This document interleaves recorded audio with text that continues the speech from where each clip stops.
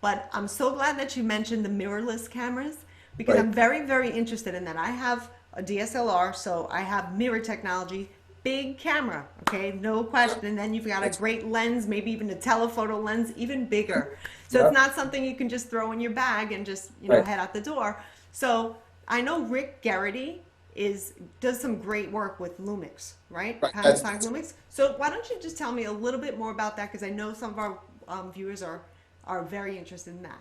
Right. So just to mention Rick, because you mentioned Rick and Mike before, Mike Yes. Downey is our head instructor here. Rick Garrity is also a full-time instructor here. Rick Garrity is also one of Panasonic's luminaries. They call them Lumix luminaries because Lumix is their brand of camera. And he goes all around the country, and we're actually lucky enough to have him teach for us too.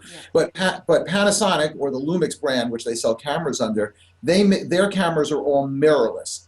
So in the camera that you have right there, there's Yeah. actually a mirror. It's called the DSLR, digital single lens reflex camera. Yes. The reflex comes from the mirror. So if you take off the lens, which you don't have to do right now, there's a mirror behind there. Don't do that. We don't want that. We don't want that.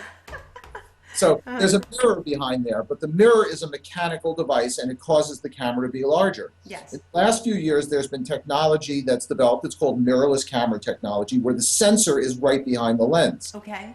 The advantage to that system is that you're able to build a much more compact camera.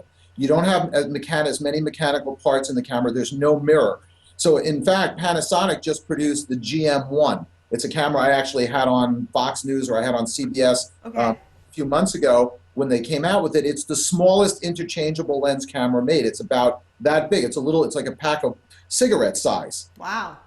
And it takes their entire line of Lumix lenses. Mm-hmm. And that camera takes close to DSLR quality. You have a very sophisticated camera, but it takes very high quality pictures. And in fact, Mm-hmm. Panasonic is coming out with a camera called the GH4, which some are arguing might be the best camera in the world. And it's a mirrorless camera, and Really? it has a micro four-thirds sensor, which is a smaller sensor in it.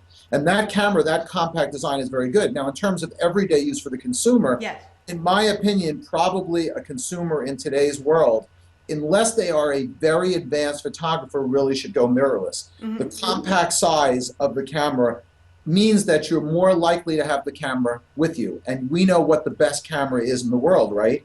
The best camera in the world is the camera that you have with you when Exactly. you need to take a picture. Right. So for somebody like you, I would recommend obviously having multiple cameras, right? Because you're moving towards what I call the professional range of photography, and you definitely want to have a professional camera. Mm-hmm. But when you're just traveling around, hey, I'm taking the day with my husband, I'm Yes. going to the city. Exactly. Right? You take a mirrorless camera, you throw it in your pocketbook, and you Yes. have a super high quality camera with a whole range of lenses available in order to take pictures. And those cameras are amazing. They're They're amazingly fast. amazing. And I'll tell you something. I was actually taking a wedding photography course. It was on Creative Live. It was online. Okay. And this course, the photography expert who was teaching the course was talking about these mirrorless cameras. And he shoots, I think, with a 5D maybe, like a Canon. That's right, of course, So yeah. he said sometimes before the wedding, when he wants to kind of get in and get some candid shots of stuff going on, he has a mirrorless camera because it's smaller, that he Right. can actually go in and nobody knows that he's a photographer. Right, Nobody's bothering him. It's an extremely important aspect, okay? One of the things that photographers face, particularly street photographers, right, people that do people photography, when you walk in with a 5D and a 24 to 72/8, which is a lens about that big, and it's about that big around, right? It weighs, whatever, 16 pounds. It's crazy sharp, right? Right. And then you have a flash, and you have a flash diffuser on the thing. It looks like you're pointing, some sort of ray gun at something. It's extremely difficult for people to maintain natural, even if they're okay with their picture being Yes. taken. When you hold the device like that, now many people don't want or feel uncomfortable. They have self-image issues, right? Everybody does. So Right. they don't like to, and so it creates an uncomfortable effect. A mirrorless camera, like that GM1, I've Yeah. taken portraits of that without people even knowing, and as a result, you get this candid effect, which you can't get. And at a wedding, what wedding shots are like. People are always like, they sit you know, they get these unnatural poses, Yes. and the dreadful pictures. So it's actually a very clever technique on his part because he can walk around and sort of mingle. Yes.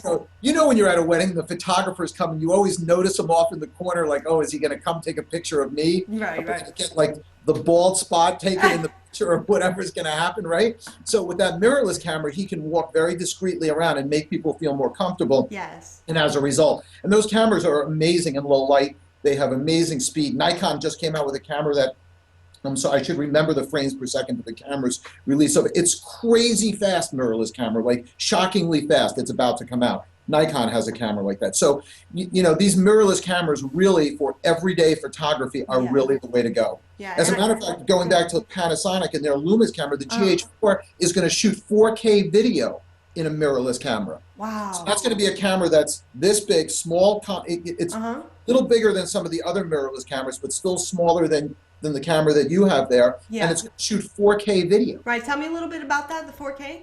Okay, so 4K video is the latest format in video. Okay. You've seen it. I'm sure people have seen it talked about, or it's been in the news. It's the next step from HD video, from 1080p. It even gives a more realistic effect than the failed 3D technology. It's really quite amazing. I won't get into the technical side of it. It's not really important. But to me, that 4K video actually will have a greater effect on still photography than it will on video photography for people in the photography world. And the reason is that with 4K video, you can produce stills from 4K video. Sure. Okay, it's something like 60 stills a second, and each of those stills are 8 megapixels. So, for example, let me give you without sort of illustrating in pictures. Okay. Let's say, for example, there's a lightning storm. Okay. Well, all you have to do is roll the video. Right. And then you go back into the video, and I promise you, you will find the bolts of lightning on one of the frames, and you will have an 8 megapixel still of that. I have seen amazing effects of that. I've seen soccer matches where a person has captured the ball as it's at maximum compression, as it strikes somebody in the face. You see the ball compressing because they're able to video it and then pull out a single frame. So that, to me, this 4K video is going to be a really big revolution. You're going to start to see it in more and more devices, but getting back to what you were saying was it's in these more compact cameras. Yes. You see 4K video in a mirrorless camera. Amazing. So my advice would be for the regular consumer, mirrorless really at this point is the way to go. If you're looking sort of to be an advanced photographer and you think you're going to do that in the future, then maybe the traditional DSLR is good because then you'll start to acquire DSLR lenses. Yes. Right? Because you have a lens issue, Absolutely. right? You want to have lenses that work. So if I were entry level and I knew that I really was photography was just going to be for fun for me, I would buy mirrorless. If I thought I was going to be a little more serious about it, I would then look at both systems a little more carefully.